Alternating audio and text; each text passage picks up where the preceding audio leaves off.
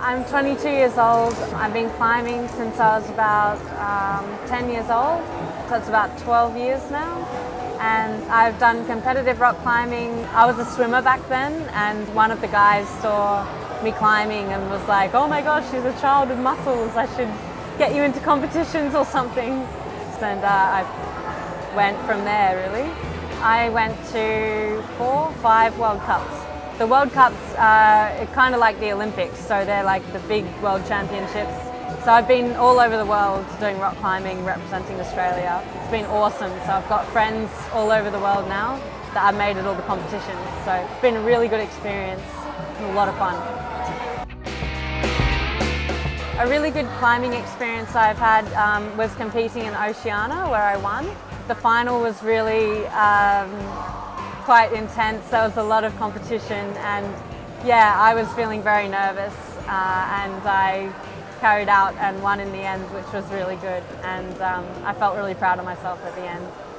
So climbing can be a very dangerous sport as well. It involves a lot of falling, and falling can be a lot of fun, gets your adrenaline rush going, but not if it goes wrong. That happened to me. I was climbing, doing lead climbing, which is where you take the rope and you clip it in on the way up into quick draws. The most dangerous part of that is you fall back to where your last draw was clipped. So I was up to my third draw, which wasn't very high off the ground, which is actually the more dangerous area. And that's because I had only gone up a little way and had taken out all this rope to clip the next straw. I was holding on to a hold and it spun. I fell off and hadn't clipped the draw, so I had all this rope out and I just fell all the way and hit the ground. It actually affected me a lot because climbing was my life. Like, I'd been training for the World Cups and things. I trained every morning and every afternoon before and after school.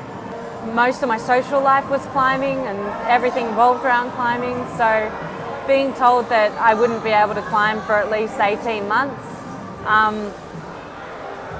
it was really hard. And I did, at one stage, I got quite depressed because I had to find other things to do and I just kind of wasn't sure what to do with my life. But it's given me some perspective now. Like, I learned like a few things about what's important, and I've expanded my life areas. Like, I've found a lot of new passions that I never would have found if I didn't have the accident, because I would have just kept focusing all my energy into climbing. What a blushing groom to be! You have nothing to threaten me with, nothing to do.